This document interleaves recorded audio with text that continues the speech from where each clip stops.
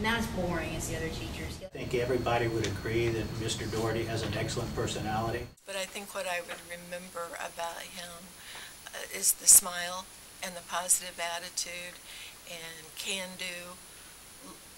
Loves teaching and students. Oh, Mr. D, he's got personality, right? Mr. D has tons of personality. He's funny. He's a very unique and individual person because there's no one on earth probably like him. A little bit of an airhead, but he's not. A very unique teacher in so many ways. Crazy, because he is, in a good way though, not a bad crazy. I mean, he's just the kind of guy that you would love to be around. He has a ball of energy, a very complicated, interesting ball of energy. Fun, waiting to just kind of come out of his shell. He's so warm and he's so giving, and the kids just basically can tell that he cares about them. Outstanding teacher, of course, not a great joke teller. A voracious appetite. We always knew we could count on him to be early at the faculty meetings because we had food there.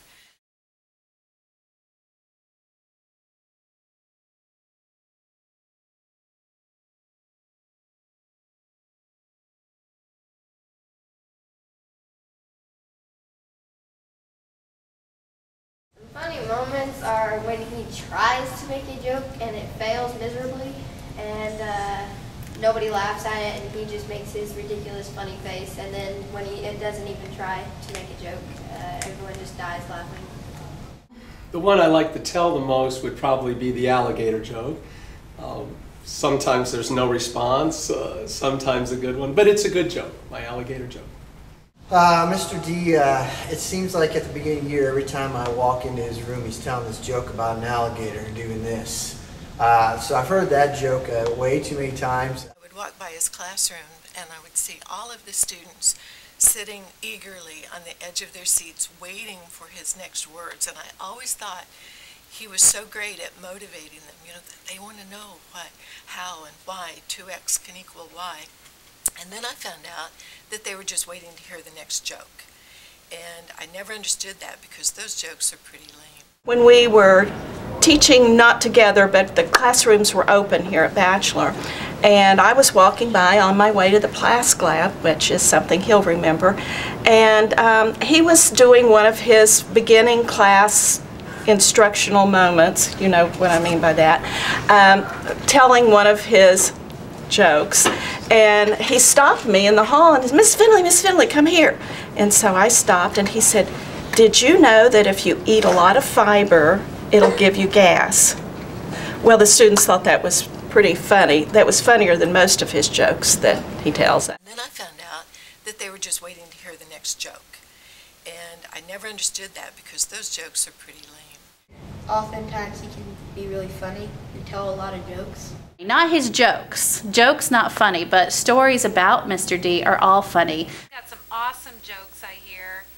Actually, toward the end of the year, they kind of complain about it, but most of the time the jokes are awesome. A little on the corny side. I know Mike loves jokes, so here's one for him. What do you get when you subtract Mike Doherty from the teaching profession? A real loss. We love you, Mike. You're one in a million. People from all over the state, teachers, principals, superintendents from all over the state used to come to Batchelor quite a bit. In fact, we had people from as far away as Wyoming and Maryland would come and visit our school. And I would take them around the building and show them the different classes and so forth.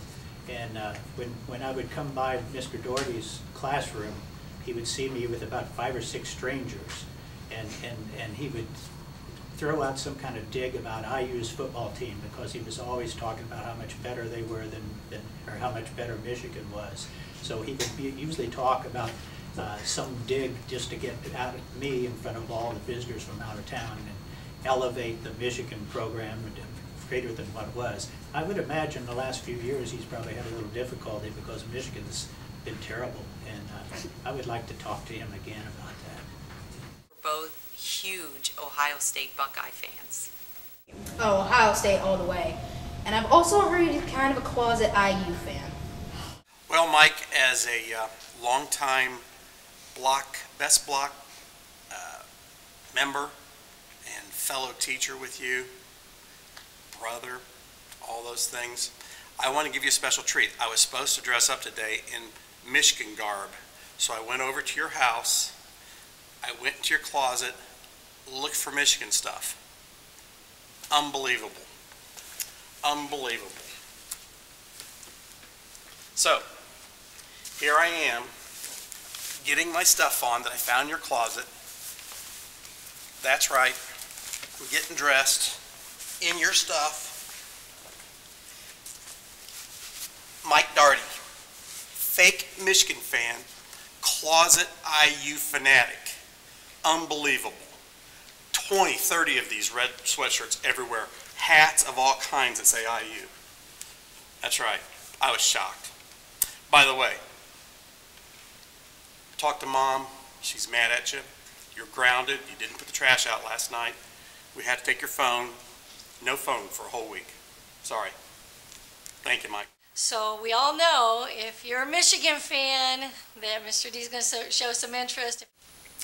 I don't know if he's still wearing blue and gold or not. But He's got a poor judge of character because he's a big Michigan fan and everybody knows that is not a good situation. Now, I could speak differently if he liked green and white and was a Michigan State fan.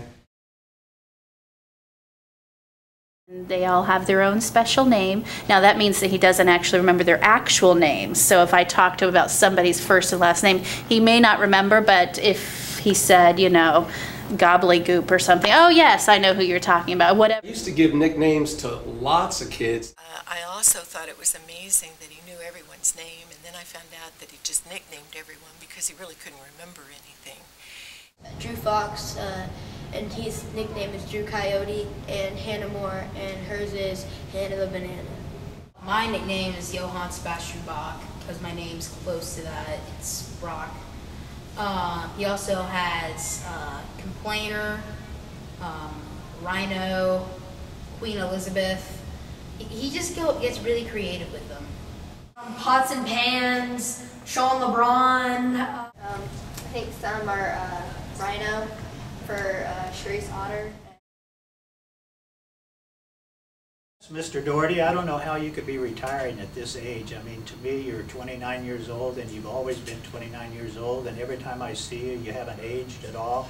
And I just don't see how you could be retiring. And the fact that you are retiring makes me feel kind of old. I hate to think of the age difference, but... As I've gotten older, toward my 30s, I met him in 1987 when I was a small child and he was an older man. How long have you known Mr. D? Oh my gosh, ages, centuries. No. I met Mr. D 18 years ago. Was he still 29? I think he moved up to about 32 during that time. And what is he, 35 now? He claims he's still 29. Oh, well, it's kind of young to retire, but that's okay. And I could see Mr. Doherty's class, and I could hear him. And before I would get there, I could hear him talking, and a lot of times he'd be cracking jokes or talking about the University of Michigan's football team or something like that. And as soon as he would see me come around the corner, he would say, "Okay, class, let's get together now. Let's start talking about our calculus." And of course, no one knew what calculus was, but it's something you take as advanced high school. But he would pretend as if he'd been teaching calculus all along when he was really telling jokes and talking about Michigan football. We'll say is that we will definitely in BTV miss every Saturday when we're in here in the lab working. We can always be guaranteed that 5 minutes after the pizza arrives, Mr. Doherty will show up at our classroom ready to join us for Saturday pizza with BTV every week, and we're going to miss that next year. I was coaching a spell bowl team, and I was not able to accompany the team to a competition, so he took my place. And, you know, he gets a little enthusiastic sometimes, and loud enthusiasm is not appreciated at spell bowl competitions. And we got into there was a little bit of trouble. I think there might have been a letter sent to the principal about it. One time he told our class about how he spray painted a girl's hair. He's just constantly, I don't know what I'm going to do with all my free time, because I constantly get a kid running down here because Mr. D needs something. Something's wrong with the board, something's wrong with the pen, something's wrong with the computer. Somebody put, it took him a really long time to figure out how to change the wallpaper of his desktop background, and people kept changing that on him, and he didn't know how to change it back, and I had to keep helping him do that. You catch him telling a joke, and he always tries to act like he's in the business of teaching trig or calculus to no matter what class it is, and he'll hurry up and make kids get out things and say, okay, back to the calculus students.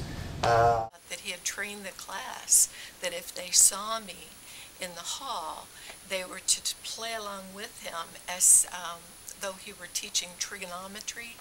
And then when I would walk in the classroom, he would say something that just sounded like it belonged at a college level course, and everyone would nod and have an answer, and they would all try to convince me that things were going on in there that were really beyond what really was happening. It's been about 13 years ago. This is a really interesting story. It was over the holidays, and everybody knows that Mr. D likes to come in and he works on the weekends. He works probably 6 to 7 hours every day on the weekend. This particular weekend, I was trying to train to get my lifeguarding, because you know we used to have a pool. So I am in the pool working out, and for some odd reason I got out on the deep end. And so I heard some noise, I heard some rattling. So I walked out in the hallway, and when I got to the hallway I heard somebody screaming. So I ran over to the elevator, still in my bathing suit, and it was Mr. D. He was stuck in the elevator. So I went back in, grabbed some clothes, called 911. The fire department had to show up and get Mr. D out of the elevator. And I believe that was on a Sunday afternoon, and the next day was a holiday, so Mr. D would have had to stay in the elevator till Tuesday morning. So he says I'm his savior.